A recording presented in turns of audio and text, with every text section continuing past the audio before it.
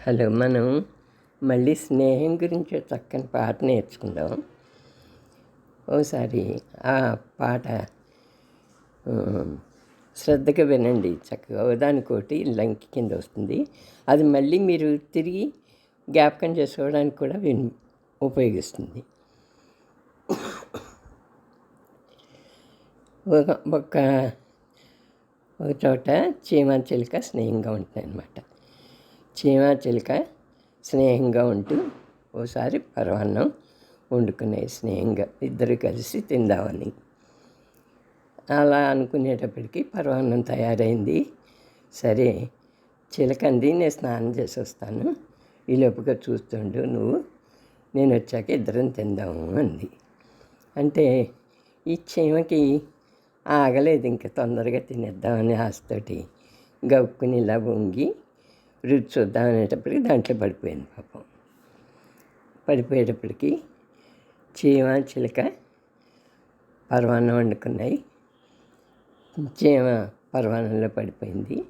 అప్పుడు తీద్దాం, అయ్యో నా స్నేహితుడు దీంట్లో పడిపోయడం తీద్దాం అనేటప్పటికి దీని ముక్కు ఊడిపోయిందని. ఈ ముక్కు ఊడిపోయిన చిలక వెళ్ళి ఒక చెట్టు మీద వాలింది. అది రావి చెట్టు అన్నమాట. ఆ చెట్టు మీద వాలితే ఆ చెట్టు అడిగింది, ఏమే చిలక చిలక, నీ ముక్కు ఎందుకు ఊడిపోయింది అని అడిగింది. అడిగితే చిలకంది, చీమ చిలక పాయసం వండుకున్నాయి. చీమ తొందరగా తాగేద్దాం దాంట్లో పడి చచ్చిపోయింది. నా ముక్కు ఊడిపోయింది, నీ రావి చెట్టు ఆకులన్నీ రాలిపోతాయేమో చూసుకోవాలి. అందం ఏమిటి, మొత్తం ఆకులన్నీ రాలిపోయాయి. ఆకులన్నీ రాలిపోయేటప్పటికి ఆ నదిలో నీళ్ళు అడిగాయి అనమాట. ఏమే రావి రావి, నీ చెట్టున అన్ని ఆకులు ఉండాలి, ఏమైపోయాయంటే అప్పుడు చీమ చిలక పాయసం వండుకున్నాయి. చీమ దాంట్లో పడి చచ్చిపోయింది. చిలక ముక్కు ఊడిపోయింది. ఆ రావి రంభాలు రాలిపోయాయి. రంభ అంటే ఆకు అనమాట. రావి రంభాలు రాలిపోయాయి. నీ నది ఎండిపోతుందేమో చూసుకో అనేటప్పటికీ నది ఎండిపోయింది. అయ్యో, నది ఎండిపోతే కోడళ్ళు భుజాన్ని కడవలు పెట్టుకుని వచ్చారు మంచినీళ్ళకని నదికి వచ్చారు. 7 కోడళ్ళు వచ్చి ఆ నదిలోకి దిగారు అనమాట. దిగి అయ్యో నీళ్ళు ఎందుకు ఎండిపోయాయి అంటేను అప్పుడు మళ్ళీ చీమ చిలక పరమాన్నం వండుకునేట. అందులో చీమ అందులో పడి చచ్చిపోయిందిట. చిలక ముక్కు ఊడిపోయిందిట. రావి రంభాలన్నీ రాలిపోయేట. అది నీరు అందుకని ఎండిపోయింది. మీ కడవలన్నీ భుజాన్ని అంటుకుంటాయేమో చూసుకోండి అందుట అయ్యారు. అనేటప్పటికి ఏముంది, వీళ్ళ కడవలను భుజాన్ని అతుక్కుని రావట్లేదు, కింద పెడదామంటే. సరే, ఆ భుజాన్ని కడవలతోటే ఇంటికి వెళ్ళింది. ఇంటికి వెళ్ళేటప్పటికి అత్తగారు వంట చేస్తుంది. వంట చేస్తుంటే ఆ గిన్నెలో అన్నం కలుపుతోంది తెడ్డు. ఆ గరిటినే తెడ్డు అనేవారు అనమాట ఇది వరకు. ఆ గరిటి ఆ తెడ్డు తిప్పుతుంటే అప్పుడు కోడళ్ళు, ఏమర్రా మీ భుజాన్ని అలా కడవలు ఎందుకు అతుక్కుపోయాయి అందుట అత్తగారు. అనేటప్పటికి అత్తయ్య చీమ చిలక పరమాన్నం వండుకునేట, చీమ చచ్చిపోయిందిట. రావి చెట్టు ఎక్కితే ఆ రావి ఆకులన్నీ రాలిపోయేట. ఈ ఆకులు నదిలో పడగానే నది ఎండిపోయిందిట.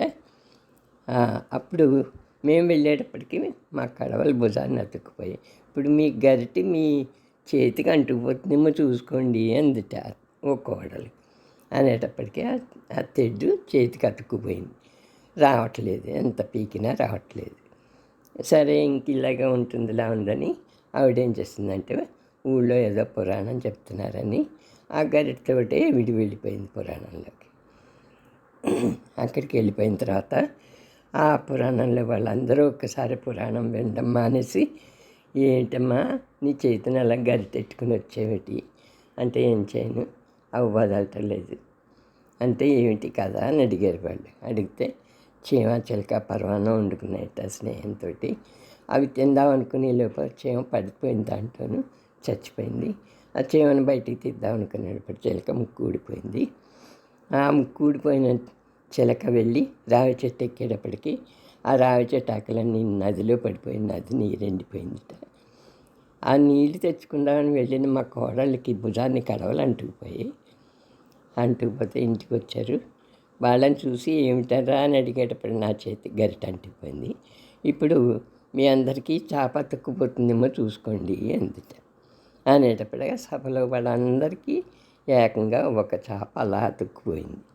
అందరూ దేవుడా అని ఒక్కొక్కళ్ళు విడిగా లేకుండా అందరూ కలిసి సభలోంచి బయటికి వెళ్ళేటప్పటికి ఒకడు కావిడి భుజాన్ని వేసుకుని వెడుతున్నట్టు ఎవరు వెడుతుంటే అప్పుడేమో ఈ అత్తగా ఆ కావిడివాడు అడిగాడు, ఏమిటమ్మా ఇలాగా ఏకంగా చాప చుట్టుకుని వచ్చేస్తున్నారు మీరు అందరూ, విడివిడిగా నడవలేరా అన్నట్ట. ఏం చేయం, చాప అతుక్కుపోయింది అంటే కథ ఏమిటని అడిగేటవాడు. మళ్ళీ చీమ చిలుక పరమాన్నం వండుకున్నాయి.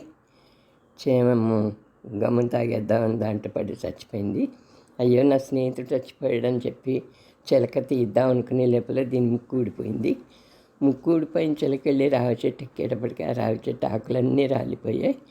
ఆ రాలిపోయిన ఆకులన్నీ నదిలో పడ్డంలో అన్నది నీరంతా ఇంకిపోయింది. అప్పుడు నీళ్ళ కోసం వచ్చిన కోడళ్ళు భుజాన్ని కడవలు అతుక్కుపోయాయి. ఆ అత్తగారి దగ్గరికి ఈ కోడళ్ళు ఇంటికి వెళ్ళేటప్పటికి అత్తగారు అన్నం కలుపుతున్న తెడ్డు అత్తగారి చేతికి అతుక్కుపోయింది అడిగిన మూలాన్ని. అంచేత ఈవిని మళ్ళీ పురాణానికి వెళ్తే పురాణంలో వాళ్ళందరూ కలిసి ఏమమ్మా తెడ్డి పట్టుకుని ఊరేగుతున్నావు, ఎందుకు తీసేయంటే రావట్లేదమ్మా అంటే ఎందుకు అలా అయింది అంటే చీమ చిలక పరమాన్నం వండుకున్నాయి. చిలకేమో చీమమ్మ పరమాన్నంలో పడిపోయి చచ్చిపోయింది. చిలక తీద్దాం అనుకుంటే ముక్కు ఊడిపోయింది. అక్కడి నుంచి రావి చెట్టు ఎక్కితే ఆకులన్నీ గలగల రాలి నదిలో పడిపోయాయి. ఆ ఆకులు పడ్డం మూలని నదిలో నీరంతా ఎండిపోయింది. ఆ నదిలో నీరు తీసుకుందామని కోడళ్ళు భుజాన్ని కడవలెట్టుకుని వచ్చారు. వాళ్ళు అడిగేటప్పటికి మళ్ళీ వాళ్ళ కడవలు భుజాన్ని అంటుకుపోయాయి. అయితే వీళ్ళు ఇంటికి వెళ్ళి అత్తగారు ఏం చేస్తుందో చూద్దామనేటప్పటికి వంట వండుతుంది, చేతిలో గరిటెంది. ఆ అత్తగారు అడిగింది, ఎవర్రా ఇది ఏంటంటే మళ్ళీ చీమ చిలక పరమాన్నం వండుకున్నాయి, చీమ అందులో పడి చచ్చిపోయింది.